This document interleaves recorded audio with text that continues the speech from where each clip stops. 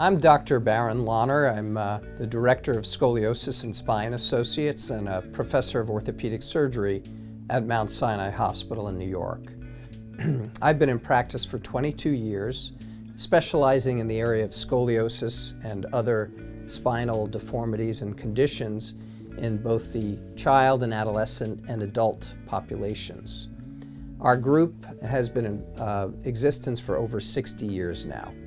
I'd like to take a moment to tell you about what is new in the treatment of scoliosis and related spinal conditions, and tell you about innovations that my team and I are at the forefront of. First, I'd like to talk to you about safety. And really, when patients come to us from all over the world, what the families and the patients care most about, in addition to having their curvatures and their deformities corrected, and I don't like the word deformities, but that is what sometimes the patients experience. They feel that their backs and their body shape is off and they really want that corrected. But they also want to know that that is going to be done safely. And so part of what our main focus is, in addition to the techniques for improving the patient's backs and preserving their function and getting them back to a full life, is really how do we do so in a safe manner.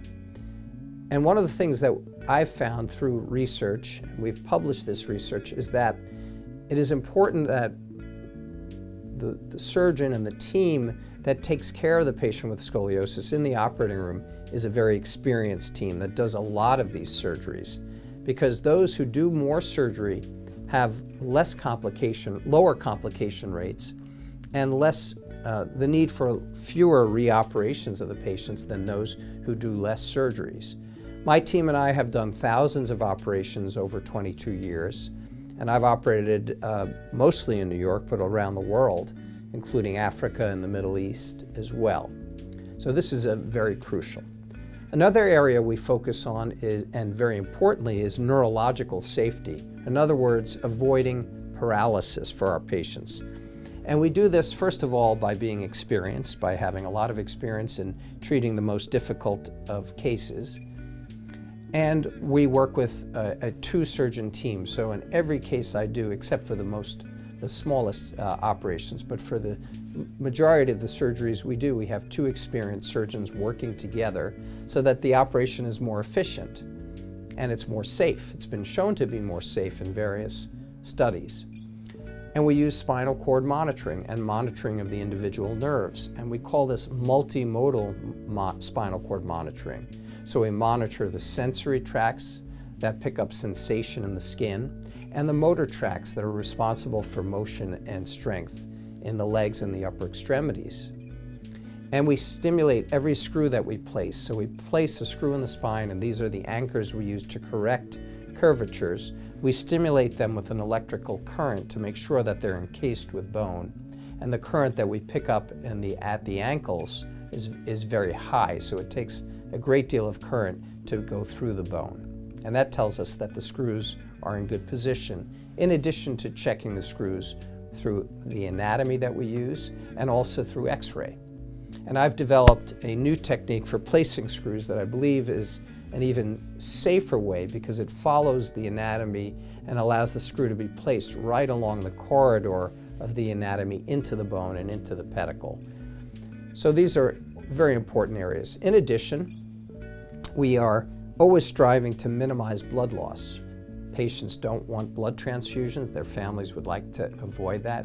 Although the risk of blood transfusions is quite low, we still do our best to minimize that. And we do that again by having a two-surgeon team so that the operation becomes more efficient. And we've done a lot of studies on operative efficiency. How do we make the operations go more smoothly and more quickly so that the patient is off the table sooner, has less anesthetic and less blood loss? We do that in addition to the efficiency. We use special medication called TXA, and with colleagues, I've done a multi-center study on the use of TXA, and we've shown that that really significantly cuts down on blood loss. We also lower blood pressure, and we use very meticulous techniques so that the bleeding is minimized.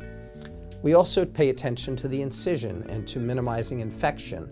We want the incisions to close beautifully without problems. And so we use a plastic surgeon as a member of our team to close all of our cases in which surgery is done from the back of the spine. And so working with two surgeons, using a plastic surgeon as a colleague in the procedures really helps to minimize wound complications, and we think may also help in decreasing infection. A last area in surgery that I'd like to discuss is, and this is a question that many patients and their families have, I see a lot of adolescent patients.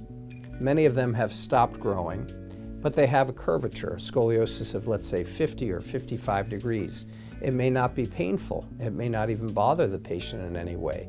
So the question is, should the patient have the curve corrected now? Because we do know that the curves do tend to progress or get worse over the course of a lifetime, gradually and steadily. Or should they wait till they have a lot of pain and a severe curvature and have it addressed as an adult many years down the line? So we performed a study and presented this recently in Prague at the Scoliosis Research Society meeting, and we found that if surgery is delayed, the operations performed in the adult are longer, they take a longer amount of time, there's more blood loss, more levels of the spine are fused, and there are much higher complication rates, 25% versus only 5% in the adolescent patient. So this is another piece of information that we believe is helpful for our families and the patients in order to make their decisions as to the appropriate timing of surgery. I'd like to talk a little bit about another area of surgery that has been near and dear to me, and that is in the area of minimally invasive approaches for scoliosis. I have been fortunate to be one of a few surgeons around the world who has focused on minimally invasive techniques. We started doing this 20 or more years ago, in which we would go through the side using a video camera and a scope. We call this video-assisted thoracoscopic surgery. And through small incisions and minimal dissection of the muscle, we're able to place screws and correct the spine and the curvature of the spine. And we've now taken this to a new level. Instead of placing a rod and fusing the spine, we use a flexible cord. We call this VBT, or anterior scoliosis correction. And we're able now to preserve flexibility, to preserve growth, and correct the spine almost fully in most cases. So this is a very exciting area, and I believe will represent a big part of the future of scoliosis, although study will be required, and we will have to work in conjunction with the FDA to sort out the best indications for this procedure. The last area I'd like to talk about is in outcomes. My team and I have a wonderful research team, have spent a great deal of our energy on understanding outcomes. That is, the results that patients experience, because after all, this is about our patients. And we've looked at various outcomes. We've created 2 new questionnaires that really, we think, get to the bottom of what the patient is experiencing. One is the Body Image Disturbance Questionnaire. How do I feel about my body image? How does it impact me in my daily life? And another one is the Truncal Anterior Asymmetry Scoliosis Questionnaire. It's called TASK. And TASK gets at what the patient experiences, the waistline, their breasts, and whether one is longer or shorter than the other, or different sizes. And these are questions that patients and their families have posed to us, to my team and I, over the years. Finally, I think a very exciting area, and I believe the future of outcomes, understanding and assessment and evaluation of the patient, is really going to be the patient-generated index, in which patients design their own questionnaire. What are the 5 most important areas of their life that are impacted by their scoliosis? And how much importance does each one of those aspects have to them? And then we can see what the impact of our surgery is in each one of those areas. And to me, that's the ultimate. It's really what the patient wants. It's not what we think is right for the patient. And so it gets to the family's values and what is important to them and their child or adult patients.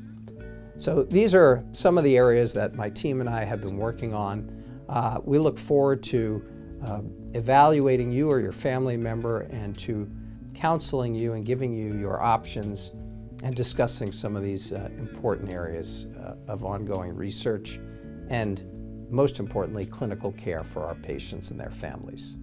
Thank you.